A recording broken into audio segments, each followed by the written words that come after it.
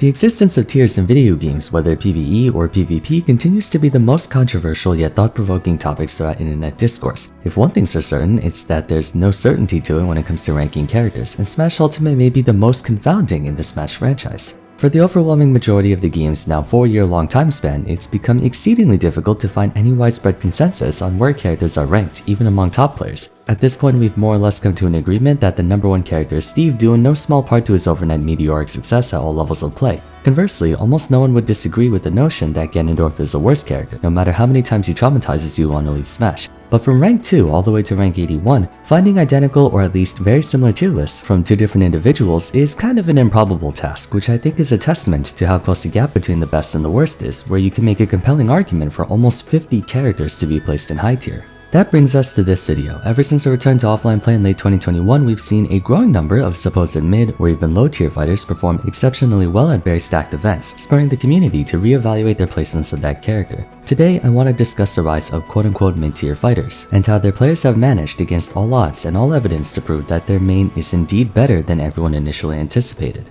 The Smash Ultimate community has, frankly speaking, a bad habit of overvaluing the importance of each tier. For comparison, in League of Legends, another game with no shortage of tier lists formulated by aggregated results, players generally consider any champion with a 50% win rate to be good, with some even claiming that 49% win rate champions are also more than viable with skillful play. Meanwhile, champions with a 52 or sometimes 51% win rate are viewed as overpowered. A 1% difference may appear infinitesimal to those of you who don't play League, but given that literally tens of millions of games are played per day, 1% can amount to several hundreds of thousands of games won or lost. Contextual exceptions apply, of course, but the rule of thumb is that a champion is viable if they fall between a 49 to 51% win rate. Going back to Smash, there's a prevailing belief that the cutoff point for a character to be solo viable in tournament play at top level is high tier, meaning any character considered mid-tier or lower isn't. Whether or not that's true comes down to your own interpretation of each tier, but a measurable amount of people zero in on the upper and lower halves of the Smash tier list as a black and white indication of a character's strength. What's interesting is that despite numerous individuals, myself included, claiming that the first official Ultimate tier list is extremely flawed, there is one distinction to make. The lowest possible rank on this tier list is D tier, meanwhile in Brawl and Melee the lowest possible tier is F, while in Smash 4 the lowest is G, which indicates that Smash Ultimate's worst characters are objectively better, even if in relativity they're this game's worst.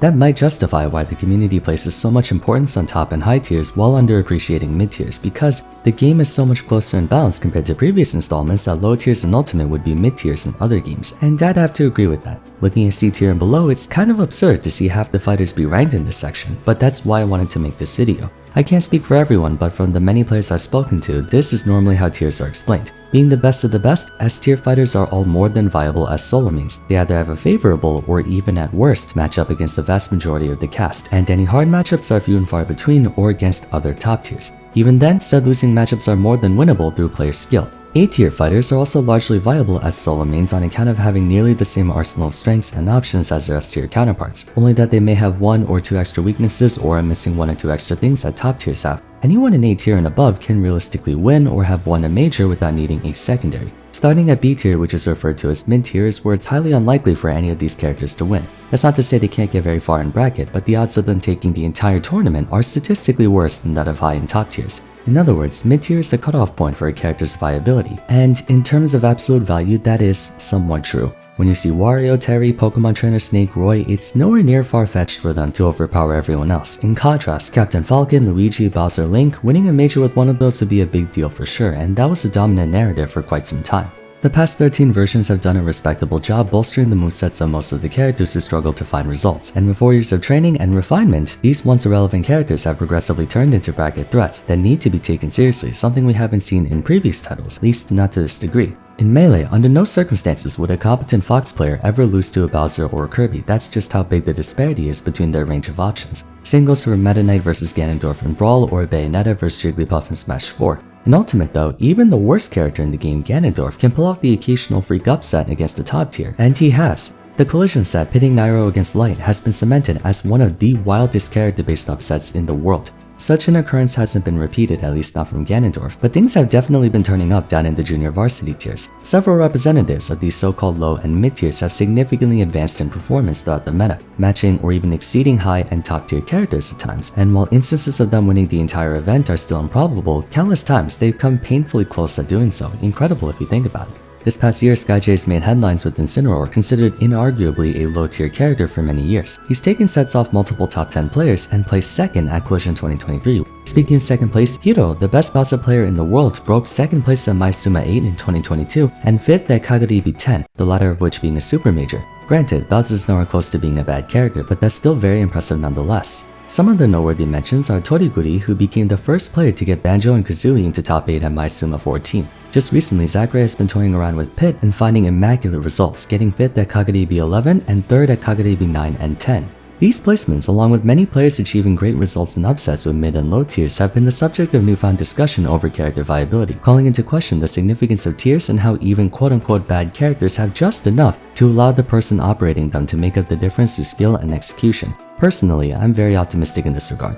While I'm by no means implying that Donkey Kong has just as much of a chance of winning a major as Kazuya, I am implying that no one should underestimate their opponent just because they play a low or mid tier, and there's one big reason why. Every character in this game, regardless of tier, has an effective win condition.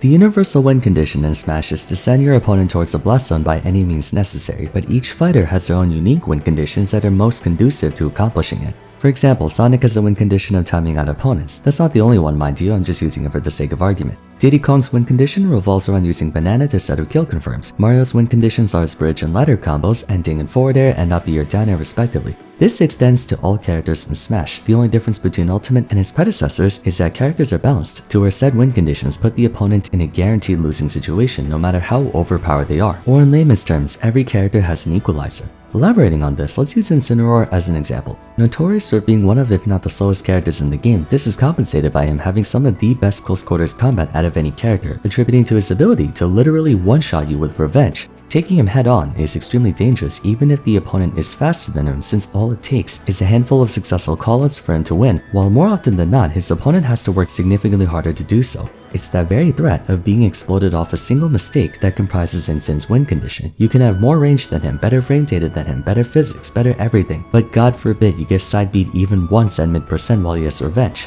Incidentally, that's what I believe makes heavyweight fighters a lot better in this game and Smash 4 than they were back in Brawl or Melee. They have just enough in their kit to allow them to play towards that win condition. Bowser in Melee had no win condition, that's why he was so bad. Anything he wanted to do, someone could stop him from doing it, not so much the case in this game. Incin may be slow, but he has frame data and effective range that rivals or sometimes surpasses the best of the best. Over the course of a set, it's impossible to not get hit by him if you're interacting with him, and that's how SkyJ has begun to really pose a top tier threat. He's become so good at playing to that win condition, figuring out every possible avenue, every option that can get him into that scenario as often as possible throughout a match. If you watch his VODs against top players, it's extremely rare for them to live past 120% because he kills them much earlier. Another prominent low tier one trick is Base Mage and Jigglypuff. Given that Ultimate's roster has comparatively worse recovery than other games, even with the inclusion of directional air dodging, Jigglypuff can straight up invalidate so many characters just by throwing them off stage. Roy, Cloud, Wolf, Kazuya, Aegis, Min, fighters who would normally rip Jigglypuff to pieces get reduced to atoms themselves the instant their feet get taken off solid ground. Puff was given just enough concessions to let her force that win condition as often as possible. It's kinda surprising how many top tiers can get edge guarded, but that's the thing. It doesn't matter how much BS is in their kit, unless your name is Pac-Man or Steve with infinite recovery, there is nothing you can do to resist edge guards. All you can do is hope that your opponent messes up and you return to stage. Watching Base Mage's offstage pressure looks like an absolute nightmare even for top players, but that's Jigglypuff's equalizer. She might be floaty, squishy, slow on the ground, stubby, and so on, but if she plays through a win condition, she can theoretically beat everyone else in the game, since there's only so much a character can do while off stage. A multitude of low and mid tiers also benefit from having very unorthodox playstyles that can accrue advantage if done correctly. Barring exceptions like Min or Snake, stronger characters rely less on gimmicks and more on practical tools. However, those gimmicks make a fighter not only ambiguous to play against, but can also lead to their unique win condition. Take Wii Fit Trainer for example. Everyone in Tri-State knows John Numbers, the campiest camper that ever camped. Time and time again, I hear about how players wish John could just play the game. The thing is though, he is playing the game. He's playing to Wii Fit's win condition of spamming header and sun salutation to safely rack up damage. Wii Fit's effective range and mobility are not sufficient enough for them to fight up close and personal. Certainly not against fighters that outrange them, so their win condition is to ledge camp. Ordinarily, being stuck on ledge is a disadvantageous position, but for Wii Fit Trainer, it's their favorite place to be. They can rack up damage and exploit their opponent's impatience and frustration. It's a win condition few other characters have. This is known as a matchup check. Matchup checking carries with it a rather negative connotation, suggesting the person playing the matchup checker only won due to playing an obscure character. but that in and of itself is a weapon you can use against your opponent. When you look at top tiers, even if some of them have cheese or weird gimmicks, they all share the same win condition of beating you on stage, juggling you if you're in the air, spacing, ledge trapping, whiff punishing, basic stuff. But as you go down in tiers, you have to account for weird stuff that you don't see anywhere else. When fighting top tiers, you expect them to play a certain way. You can't expect that same thing from low and mid tiers. When fighting Rosalina, she's so divergent from every other fighter that you have to learn the matchup just for her. You can't use matchup notes from other characters to get a head start on her the same way you use matchup notes for Cloud to deal with Corrin, Ike, or Lucina. I can't find it anymore, but I remember Light posting a tweet about how he knows how to fight ice climbers, but since he fights them so infrequently, he forgets the minute details of the matchup that can only be remembered by playing against them very often. And so when he fights Big D, he gets blindsided by those details that loses in critical stocks. To be clear, you can still employ fundamentals to deal with these characters, just like you would deal with high and top tiers, but their unconventional win conditions and playstyles put the onus on you to remember how to fight them, which can and often do offset the statistical advantages a better character might have. That's the beauty about Ultimate. Every character has a win condition that can apply to virtually the entire roster. Luigi. Doesn't matter who you are, if he grabs you, you're dead as f***. Meta Knight, if he gets the red up air strings on you, he can take you for a ride off stage to the blast zone. Ice Climbers, if they get their decent combos, is a done deal. Lucario, if he forward smashes you at 30 with max aura, I don't care if you're the best player in the world, you're gonna explode. Little Mac, if he gets KO punch, all he needs is one down tilt or a good call out and you die. Everyone has a win condition they can play around that neutralizes all other weaknesses they may have, and their kits are designed to let them work towards that win condition. When facing against them, you not only have to remember what their win condition is, but all of the ways they can get to that. It's true that you have to do this for every character, but you're fighting Roy and Joker a lot more often than you're fighting a Banjo or Kirby.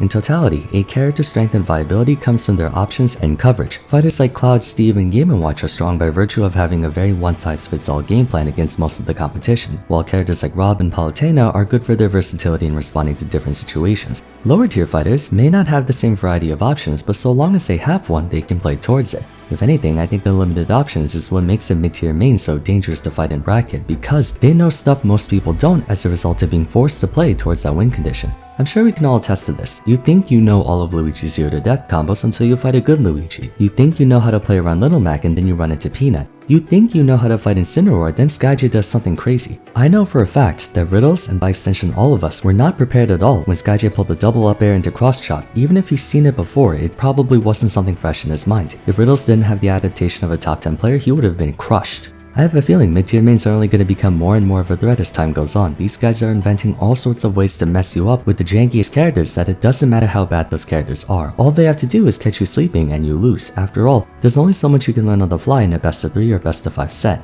And even if you think you figured them out, they somehow always have something else up their sleeve.